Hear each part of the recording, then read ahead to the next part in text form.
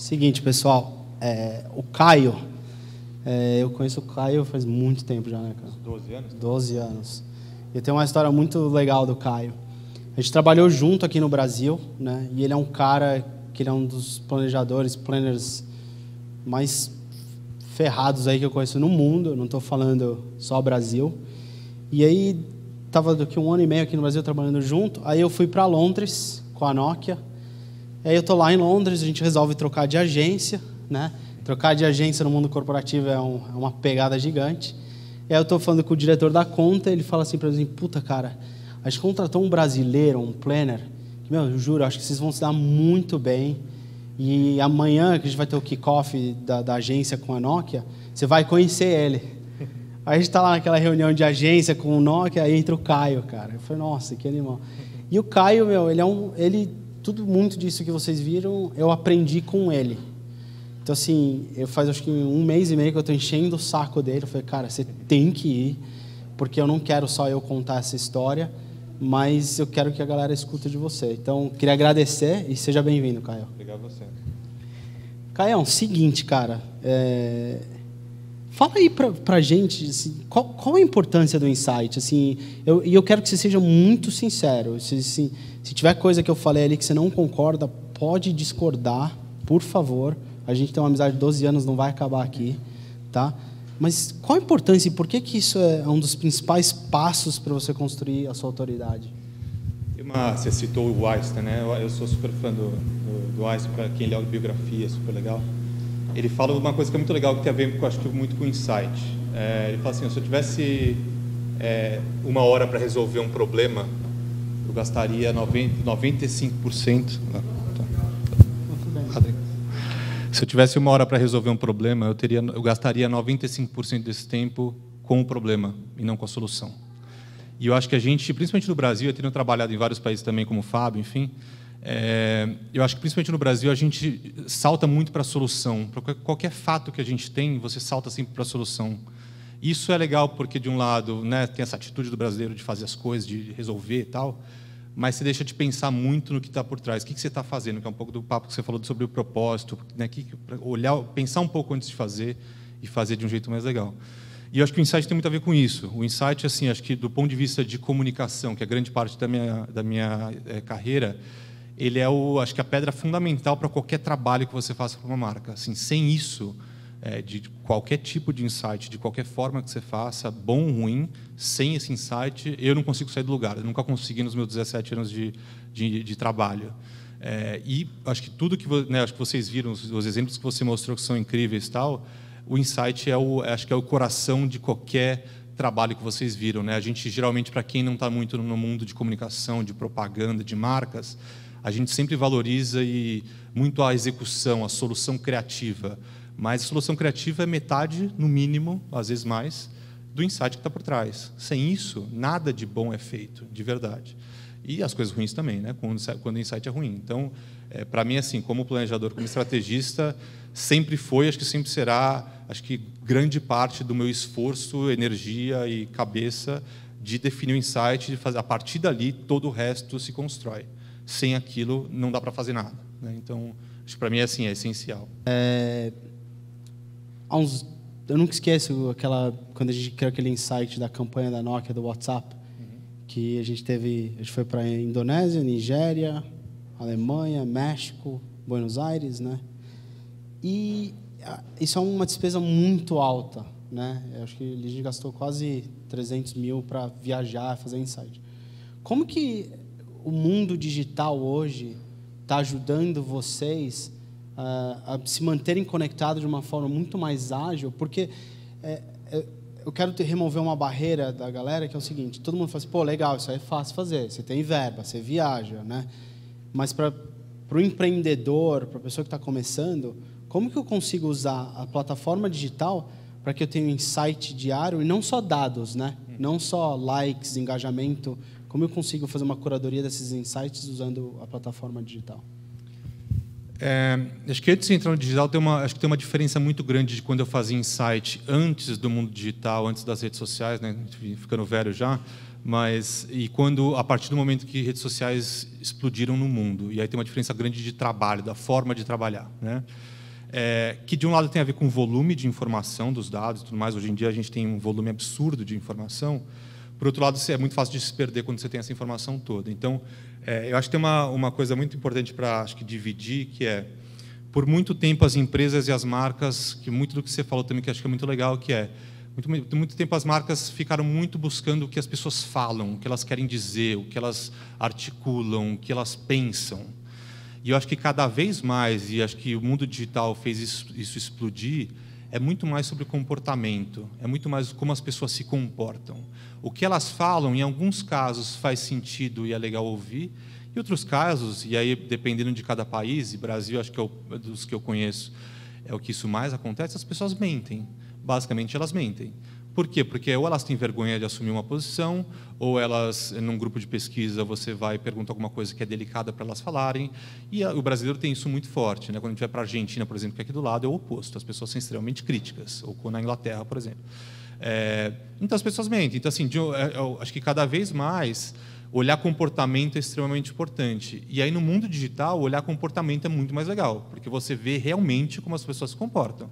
Então, as meninas falaram um pouco das reações que elas têm a partir de uma foto, a partir de algum tipo de postagem.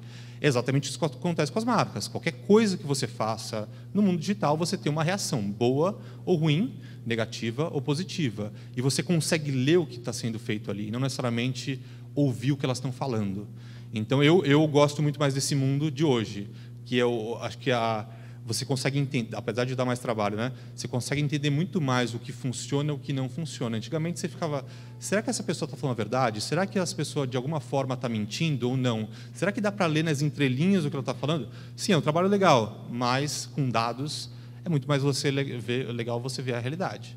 E ela pode ser boa ou ruim, aí você tem que saber trabalhar com isso. Dá muito mais trabalho, mas também, ao mesmo tempo, é muito mais interessante, né? Então, acho que o digital, social, enfim, trouxe esse mundo para a gente explorar. E como que você faz, assim, uma coisa que eu busco muito é um programa de insights diário, né? Você tem uma estrutura, um método, alguma dica que você pode dar para as pessoas, assim, cara, faça isso. Eu recebi uma dica da CEO de uma agência lá dos Estados Unidos, eu chamo Brooke Ellis. Ela falou assim, olha, todo final da semana eu olho os 3 posts que melhor performaram e olho os 3 posts que pior performaram. E eu tento entender o porquê dos dois, né? Isso é uma dica que ela deu. Você tem alguma dica, alguma estrutura para que eu possa fazer isso aí semanalmente? Eu acho que assim, depende um pouco do qual que é o job que você está trabalhando. Eu acho que uma coisa é monitoramento, que é o que a gente faz sempre lá. Meu time, por exemplo, parte do time faz exatamente isso. Aí tem ferramentas específicas que fazem isso. A gente usa o Seeker, que é uma ferramenta específica para monitorar, mas tem várias outras, né? E até quando você não tem ferramenta, você usa as ferramentas do Facebook, a ferramenta das redes sociais, como publisher mesmo. Mas acho que depende. Uma coisa é monitorar, e acho que esse tipo de coisa a gente faz também, de olhar sempre o que performa melhor, performa pior, o que funciona, o que não funciona, que é o normal do dia a dia. Acho que o mais interessante é um pouco mais de quando você entra em projetos específicos de lançamentos ou de algumas ações específicas de marcas, é você realmente pensar e se planejar para, ao invés de chegar numa solução fechada, principalmente criativa, você pensar em opções para você testar. Então, você montar diversos tipos de materiais e você vai testando e vai vendo o que vai performando. E é muito de ação e reação. Coloca uma coisa, que é o que você faz, você estava falando que você faz. Você coloca algum material ali, você vê como as pessoas reagem, você volta, tira aquilo do ar, coloca outra coisa. E vai nesse vai e vem, que é o normal de qualquer mundo digital hoje em dia. Poucas marcas, eu acho que fazem isso bem, mas as que fazem se dão muito bem nessa história. Porque é exatamente tirar o mindset de que eu trabalho vários meses para chegar em uma coisa, né, fechada e que vai funcionar e ficar, como você falou, rezando para aquilo funcionar. E hoje em dia o mundo é totalmente ongoing. Eu faço uma coisa que eu vou criar uma reação, daquela reação pode me levar a outra, pode levar a outra, pode levar a outra. Eu vou dar um exemplo só que a gente acabou de passar recentemente. A gente atende halls, né? A Bala Halls. A gente está se planejando para halls para um grande lançamento daqui a alguns meses, isso já faz uns 3 meses. a gente pensando o que fazer, estudando consumidor, olhando o insight, enfim, né?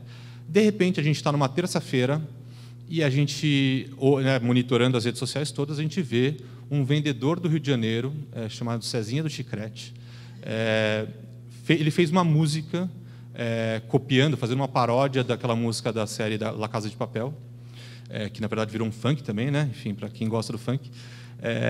Terça-feira de manhã a gente viu esse vídeo. O cara tinha acabado de lançar, jogar nas redes sociais, estava bombando no Rio de Janeiro, só no Rio de Janeiro ainda, e estava começando a espalhar. E basicamente o cara brincando, falando só quer roll, só quer roll, só quer roll. Eu falei, cara, qual que é a decisão que a gente tomou ali? Ou a gente continua com o nosso trabalho de meses, trabalhando para investir numa campanha que vai chegar daqui 3 meses, enfim, ou vamos jogar tudo para o alto e vamos atrás desse cara? A gente jogou tudo para o alto e foi atrás do cara. Isso de terça de manhã. Na quarta à noite, a gente já tinha toda a solução do que fazer com ele. Na quinta de manhã, ele estava na agência. Da quinta de manhã, a gente passou o dia inteiro produzindo conteúdo com o celular, com o cara, dentro da agência, no estúdio, com a gente filmando o celular, vários conteúdos. Quinta noite, ele estava numa balada, desafiando um dos funkeiros que fez a paródia da música do La Casa de Papel. Ele desafiando o cara a fazer uma música com ele. Ele subiu no palco, a gente fez uma live, fez um conteúdo com o cara. Sexta de manhã a gente tinha tudo pronto. Isso foi de terça a sexta. E esse é o tipo de atitude que eu acho que as marcas têm que ter cada vez mais. De, sim, às vezes jogar tudo no lixo e pegar um cara e fazer. E para a gente o engajamento foi um absurdo, o que a gente investiu foi quase nada, e foi simplesmente fazendo conteúdo caseiro, né? E a gente falou, pô, a Rosa é uma puta marca grande. Sim, mas é essa a linguagem. Hoje é isso que acontece. Não tem mais, sim, tem espaço para grandes produções, para grandes coisas, sim. Isso é o que eu fiz a vida inteira. Mas essa é a linguagem que funciona, porque, de verdade, como você falou, as pessoas estão cada vez menos acreditando em marcas, assim, em propaganda, em marcas, né? Eu vi hoje o caso do Neymar com Gillette, assim, putz, cara, assim, eu sou super crítico, mas não, assim, não é primeiro, não é a marca que tem que responder, é ele que tem que responder. E se tivesse que responder, faz uma live, não gasta dinheiro, faz uma live. Fala assim, galera, eu caí demais mesmo, eu ferrei, eu não fui legal, eu estou mudando, me ajudem. Beleza, seria muito mais honesto. Mas você vai com uma puta produção e o cara só pediu desculpa através de uma propaganda ganhando mais dinheiro. Assim, puta, não, está errado. Enfim, então acho que eu sei um pouco de atitude, que acho que marcas fora, tem muitas marcas fazendo isso já muito bem, acho que no Brasil está começando, mas é o que eu acredito que vai funcionar. Nossa, que aula, velho. Continua aí, ó. Me fala uma coisa agora, cara. Fala dessa diferença da observação com o insight, né? Eu queria que você tentasse ir um pouco mais a fundo da importância de ter essa diferença dos dois, mas também do como realmente chegar no insight, porque eu acredito muito que isso é uma das partes mais importantes do insight, é saber passar aquela linha no meio e falar, cara, isso aqui é uma observação, isso aqui é um insight, e a partir dali, como você pega esse insight para realmente virar uma ideia? Acho que eu vou fazer isso através de 2 exemplos. Um exemplo de quando eu comecei a trabalhar em agência, um dos primeiros clientes que eu tinha 19 anos, foi um absorvente feminino. Eu falei, caralho, assim, né? Absorvente, cara, uma coisa eu queria fazer para qualquer outra coisa que pelo menos eu uso, né? Absorvente não vou conseguir usar. Mas para mim foi um choque, de verdade, porque assim, de verdade, eu não sabia por onde começar. E aí a observação, sim, lógico, observei um monte para tentar entender, conversei com uma amiga, conversei com um namorado, fui atrás de coisas, enfim, fui tentar entender, assim, né, você fica desesperado, acho que o Fábio passou por isso também, mesmo sentimento quando você vai fazer um trabalho num país que você não conhece nada. A gente foi para a Indonésia, eu não conhecia nada de nada, não conseguia saber onde começar.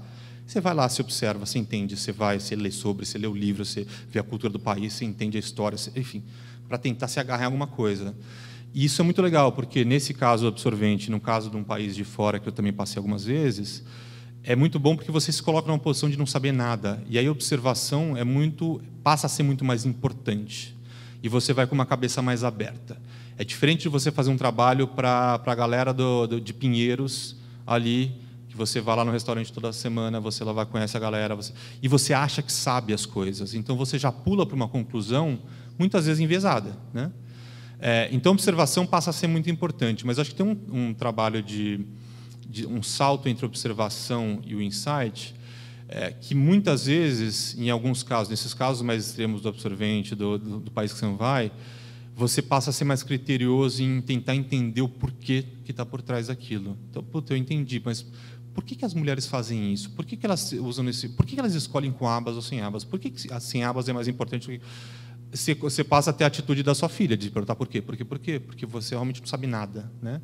E aí você realmente chega em insights mais interessantes. Acho que o grande problema é quando você acha que você sabe. E aí, para você acaba entendendo que insight é, no final das contas, uma observação, porque você já tem um juízo de valor sobre aquilo. E você acha que o seu juízo de valor é o insight. E acho que aí o segundo caso, eu trabalhei, enfim, algum tempo, alguns anos, com o mercado de chocolates. E a gente teve, alguns anos atrás, um reposicionamento de Sonho de Valsa. E Sonho de Valsa tinha uma coisa muito interessante. Ela é uma marca de 78 anos, foi a primeira marca no Brasil a popularizar chocolate, né, de verdade. E ela passou 78 anos falando sobre romance, e amor, romance, enfim, né? E quando a gente ia para os grupos e a gente observava as pessoas, todo mundo, né, a grande maioria das pessoas, principalmente mais jovem, fala: o romance morreu, né, e não existe mais espaço para isso, não existe mais amor, amor não é outra coisa, agora com o Tinder, o mundo mudou, enfim. E eu, logicamente, depois de alguns anos trabalhando nesse mundo, que você começa a desconfiar das coisas, eu falei assim, cara, será mesmo que o amor morreu? Será que mesmo que o romance morreu? As pessoas deixaram de acreditar nisso de verdade? E aí a gente começou a ir para uma abordagem um pouco mais etnográfica, e um pouco mais até usando meu background de terapia mesmo. E aí quando você começa a entender que, de verdade, as pessoas continuam querendo a mesma coisa. Elas continuam querendo um parceiro, parceira, continuam querendo casar, ter filhos, ter uma família. Continua exatamente a mesma coisa, isso não mudou nada. Só que hoje é cool você falar e você mostrar que, né, ser solteiro é legal, ser sozinho é legal, porque existe muito mais ferramentas para aproveitar a vida, entre aspas. Mas o sentimento lá dentro não mudou. Então, se eu ouvisse a observação de isso morreu, eu poderia ter sugerido para a Sonho de Valsa, não, vamos matar, vamos mudar de território, vamos fazer outra coisa. Isso não tem mais sentido. E a gente foi para um outro caminho de tentar entender de verdade o que está por trás disso. E a gente acabou chegando, em resumo, né, que a história é longa, mas a gente chegou numa coisa que a gente falava, acho que a grande problema das pessoas hoje em relação ao romance é o que a Disney fez com a nossa cabeça. Por que a Disney? Porque a Disney, né, principalmente para as meninas que, né, gostavam da princesa, né, as coisas, né, e os meninos também que gostavam também, a gente aprendeu que amor e romance é aquela coisa de sempre esperar chegar, você sofre, até chegar e finalmente, no finalzinho do filme, ela foi feliz e você nunca vê o dia seguinte, né, daquela coisa. E as pessoas realmente acreditam nisso, é muito louco. A gente já fez alguns testes e algumas pesquisas mais diferentes que chegaram nisso. As pessoas realmente acreditam. A Disney mudou a nossa cabeça de pensar nisso. E é muito louco quando você começa a mapear outros tipos de insight vindo de novelas, de Hollywood, dos novos roteiros sobre amor e romance, eles estão subvertendo isso também. De falar, pô, eu quero mostrar o dia seguinte. Eu quero mostrar a mulher com outro papel muito diferente do homem. Eu quero mostrar a mulher como a forte da relação. Eu quero mostrar como a expectativa não leva a nada. Eu lembro, a gente assistiu vários filmes muito legais, por exemplo, Amor e Outras Drogas. É um outro filme muito legal que, basicamente, a história, para quem não viu, é um casal que se encontra, eles têm esse perfil de não acreditar no amor e no romance, a menina está doente, vai morrer, e eles, de alguma forma, acabam, né, ficando junto ali. A própria Disney está fazendo isso. A Disney, quando mostra algumas produções novas, está brincando com essa história também. Então, a gente criou toda uma plataforma que, ao invés de abandonar amor e romance como território, a gente falou, puta, vamos tentar reinventar essa história. E a gente reinventou essa história com uma campanha inteira que era Pense Menos, Ame Mais, que era basicamente para quebrar a expectativa, basicamente falando, para de pensar demais, vive, para de esperar a pessoa perfeita, não vai vir ninguém perfeito, para de esperar o que pode acontecer no final daqui 10 anos que você pode casar e ter filho. Não, talvez seja agora, e talvez seja aberto a isso. Então, não é nada demais, mas é muito essa história de transformar uma observação que teria levado a gente a um caminho completamente diferente, a transformar isso tentar ler o que está por trás daquela história, né?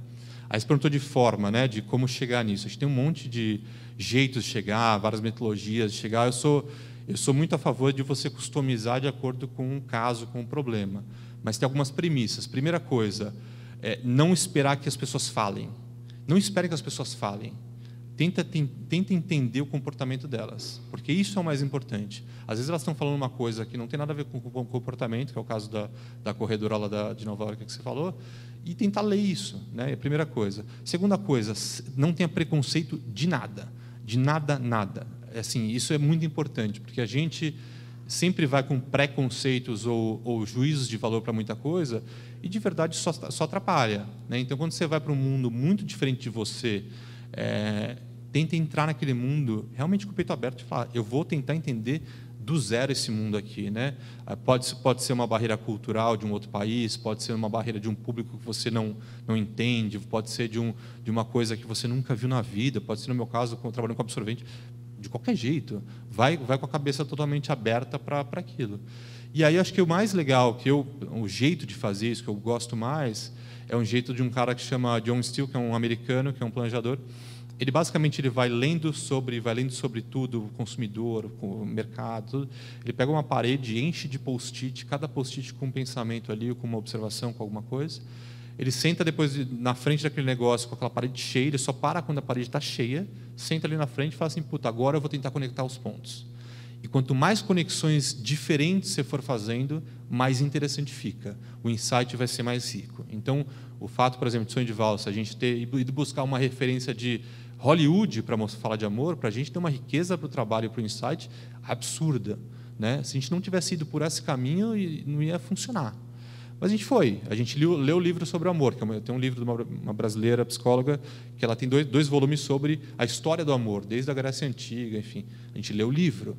A gente foi buscar referências, então acho que quanto mais referências diferentes, mais legal vai ser o insight. E talvez esse processo ajude, mas tem vários outros processos que dá para fazer e pensar. Uau. Acho que eu vou dar no break, eu vou para casa, cara. Não, por isso que eu gosto do Caio, cara. Às vezes eu nunca falo, Caio, você tem 5 minutos para a gente falar? A gente sabe que não tem 5 minutos, não dá, tem que falar bastante. Eu queria abrir para perguntas, né? Que eu quero que as perguntas não partam só de mim. Quem tem uma pergunta? Paulinho. Queria voltar à questão do house. Eu fico imaginando vocês na sala, lá, olhando para a cara do outro, falando assim, cara, a gente vai ter que se submeter a isso mesmo. A questão de você talvez fazer uma coisa que a empresa ou você não acreditava naquele momento. Deixa eu só. E completando, que tipo de risco vocês calcularam, o tamanho do risco que seria de ter, talvez, a médio prazo, um risco, no marketing, não sei se assim fala, marketing reverso, uma parte negativa nessa campanha? Só para repetir a pergunta para a gente pegar aqui, ver se eu entendi, Paulinho, que foram acho que umas 4 perguntas em uma. Como que você lida naquele momento que você está na sala vendo isso e tomando a decisão de, cara, é isso que a gente vai fazer mesmo, porque não é o que a empresa quer fazer, a gente sabe que não é o que o cliente quer fazer. E aí a pergunta, né, 1A ou 2, como que você lida com essa possibilidade de um marketing negativo, da campanha não funcionar, né? É isso, Paulinho? É uma questão de ir para uma linha de raciocínio totalmente diferente do que era o projeto em si, né? Você tem que entrar em contato, nada contra qualquer outra, mas eu imagino que naquele momento não era uma linha de raciocínio que vocês tinham naquele projeto, foi um caminho totalmente diferente, que talvez pudesse, a médio prazo, ser uma coisa negativa, né? Então, como você mede esse risco, e se talvez a gente vai ter que, as marcas às vezes têm que se submeter a isso, tipo, abrir um pouco o leque, a cabeça, tomar um pouco mais de risco para que a coisa talvez dê certo lá na frente. Bom, a primeira pergunta, acho que assim, nesse caso específico, o pessoal da Mondelez foi muito aberto, assim, eles foram muito parceiros, e sem um cliente parceiro você não faz. A gente tem várias ideias que morrem, porque você teve a ideia ali, você fazer uma coisa parecida, ou mais ousada, ou mais diferente, e o cliente não quer comprar, e a gente respeita, enfim, tem vários tipos de clientes que não compram. Nesse caso, eles foram totalmente, eles falaram sim na hora, a gente ligou, cara, a gente viu esse vídeo, vamos fazer uma coisa? Vamos embora. E a gente nem viu, nem pensou quanto tinha, puta, vamos embora fazer, alguma coisa a gente tem que fazer com esse cara. Essa é a primeira coisa.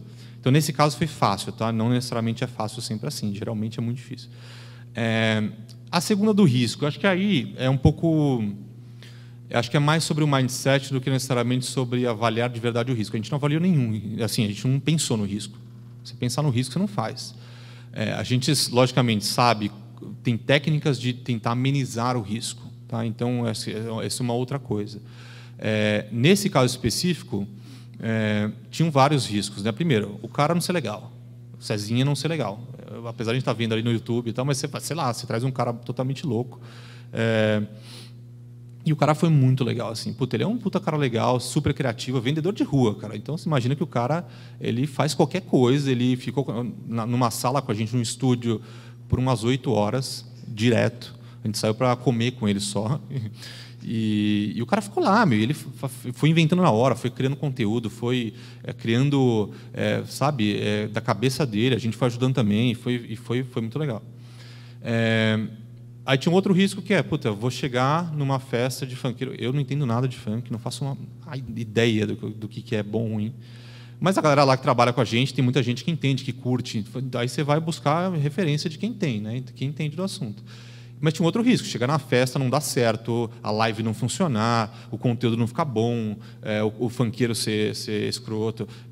Nesse caso, graças a Deus, não aconteceu nada disso. Foi muito legal, foi super...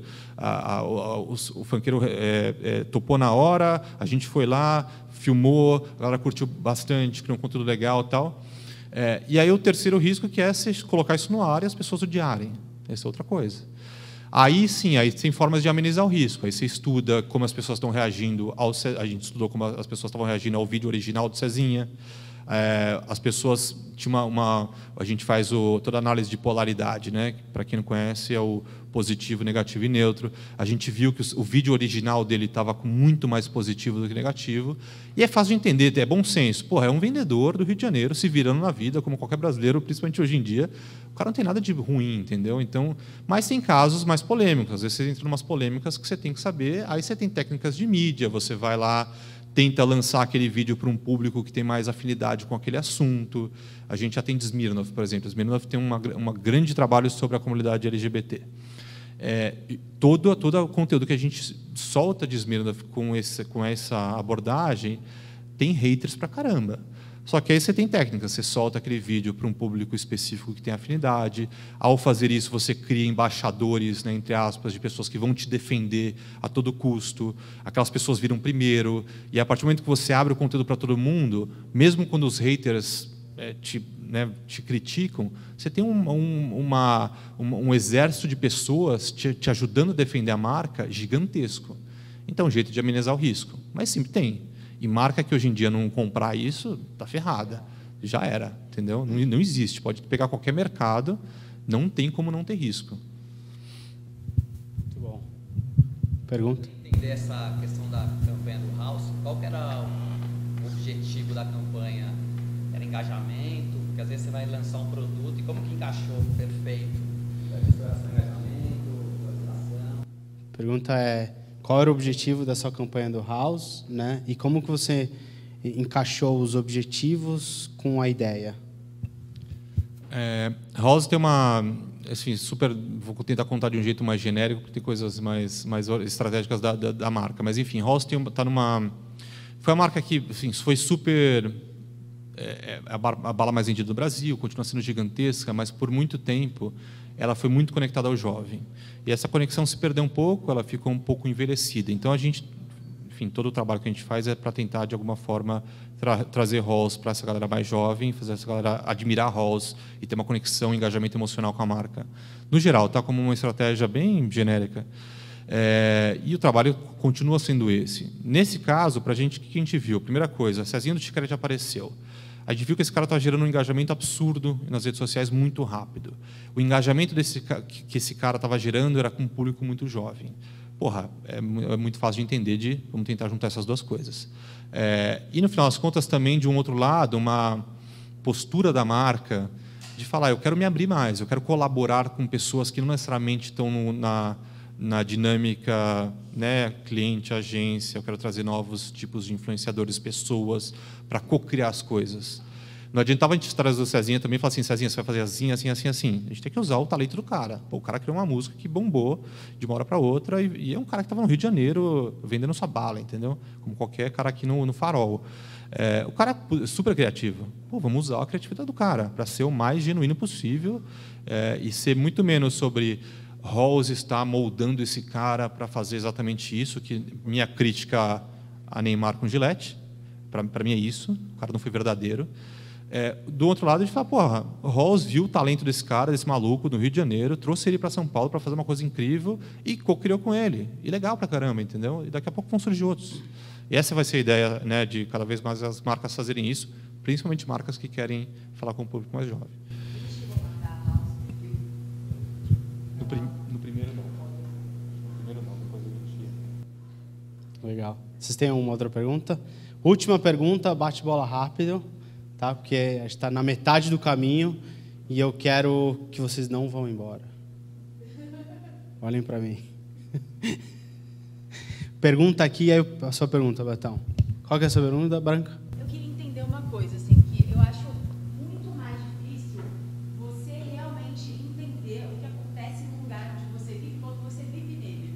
Porque você fica dentro da sua criação, dos seus conceitos, e quando você vai para fora, você consegue zerar tudo e começar do zero. Como que é isso para você? Porque às vezes eu me acho muito engessada aqui. Eu penso de uma maneira, eu vou ver outra pessoa de outra classe, que frequenta outros meios, ela tem uma ideia completamente diferente da minha, e como você consegue balancear tudo e ver o que é verdade, o que não é, o que pesa mais, o que pesa menos, porque isso não Repete? Não, repete aí. Putz, é difícil essa pergunta, mas enfim, eu acho que assim, eu passei por bom tempo, assim, vamos lá, rapidinho voltando. Eu trabalhei por muito tempo na América Latina. Isso é bem pessoal, tá? Porque eu, como qualquer brasileiro, me enxergava como brasileiro, né? E, enfim, quando você vai para a América Latina, não só aprender a língua, mas você se sente parte. Eu passei a me sentir parte como um latino. E isso é muito importante para mim, pelo menos pessoalmente, tá? De fazer, cara, eu não sou parte do Brasil. Sim, o Brasil é muito legal, não sei o que, mas tem um mundo aqui que tem similaridades e diferenças que me fazem me entender de um jeito muito diferente. Essa foi a minha pessoal, tá? E a partir daí eu passei a curtir muito mais você ir para um lugar e você não saber nada sobre aquilo. Porque não só essas experiências internacionais, mas também outras experiências, que é a do Absorvente ou de outros produtos que eu trabalhei. Trabalhei muito com o Nordeste, por exemplo, classe C e D. Cara, e você vai para uma realidade muito diferente e fala assim, cara, primeira coisa, tudo que eu sei não vale nada aqui, neste lugar. A partir daí, e se você tem abertura e você tem a cabeça aberta para isso, você fala assim, porra, cara, então eu vou tentar, de alguma forma, tentar pensar como essas pessoas. Vestir não, mas eu já fiz vários testes e eu jogava café, eu jogava não sei o quê, tentava entender como funciona, abrir, enfim. Mas já tentei. Não é verdade, não. Assim, Ele está usando um... hoje eu vi. Mas, enfim... Mas eu passei a curtir, isso talvez é muito mais, sei lá, não sei, pode ser pessoal, mas eu passei a curtir não saber nada. Porque te coloca numa posição de falar assim, caramba, eu preciso entender por quê isso acontece. E a partir daí eu vou sem preconceito. Isso me ajudou muito na minha vida pessoal e na minha carreira, de falar assim, cara, eu não sei nada, eu não vou ter preconceito. E hoje, claramente, tem uma diferença grande. Quando eu vou fazer uma coisa que eu não sei nada, eu acho que o trabalho sai muito mais rico de uma coisa que, em teoria, eu sei.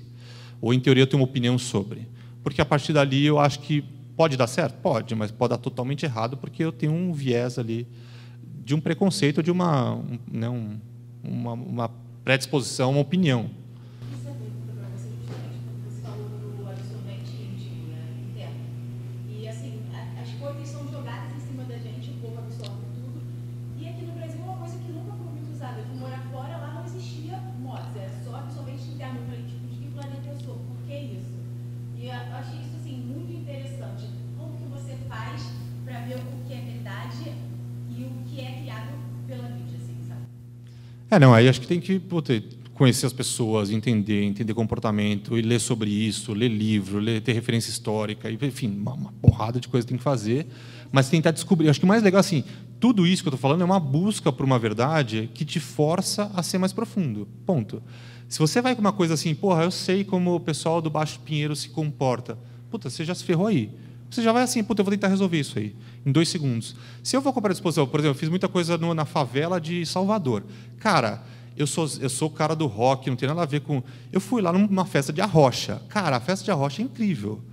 Primeira vez que eu fui, eu falei, caralho, o que eu estou fazendo aqui? Mas você começa a entender muito sobre a cultura local e das pessoas a partir daquele momento. E aí eu passei a me desconstruir meus preconceitos, é uma constante, né? Porque você sempre tem preconceito com tudo. Mas você vai desconstruindo seu preconceito e, de verdade, você só chega em insights incríveis se você não tem preconceito. Se você tem algum, você não chega. Por isso que eu acho que é mais sobre atitude do que necessariamente o conhecimento, né? Eu acho que é mais complicado você ter esse insight, é você ler o trato do feedback que estão te dando. Isso eu achei interessante que você falou. Porque um post, você vê um post, aquele de biquíni, dá o like, o outro você bota um baita conteúdo, você está achando que vai bombar e não rola. E você fala, quem são essas pessoas, afinal, quando você fala, não, quero conteúdo, e de repente você bota o conteúdo, não. Post de biquíni que vai rolar legal. E aí, tem por trás desse público, o que ele quer realmente, que eu acho bom. Psicologia. Caião, cara, você falou perfeito. Eu estou preocupado com o tempo e tem muito conteúdo legal. Prometo para vocês, vai ficar melhor ainda.